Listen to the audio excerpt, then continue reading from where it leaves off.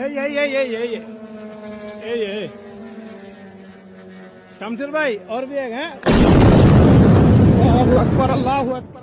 ABŞ və İsrailin hücumlarına məruz qalan İran cavab olaraq Fars körfəzi ölkələrində yerləşən ABŞ hərbi bazalarına və İsrailə dron zərbələri endirir. Bu hücumlarda əsas rol oynayan vasitələrdən biri İran istehsalı olan şahid dronlardır. Bu dronlar müasir naviqasiya sistemi vasitəsilə hədəfi müəyyənləşdirir və yüzlərlə kilometr məsafə qət edə bilir. Raketlərdən fərqli olaraq onlar daha yavaş və alçaqdan uçur. Bu isə onları radar sistemləri üçün daha çətin hədəfə çevirir. Ölçülərin kiçik olması və aşağı hündürlükdə hərəkət etmələri də onların aşkar edilmələrini çətinləşdirir. Buna görə də bu dronlar çox vaxt kütləvi şəkildə buraxılır. Hərbi ekspertlərin fikrincə belə hücumlar ABŞ və İsrailin hava hücumundan müdafiə sistemlərini ciddi şəkildə yükləyir.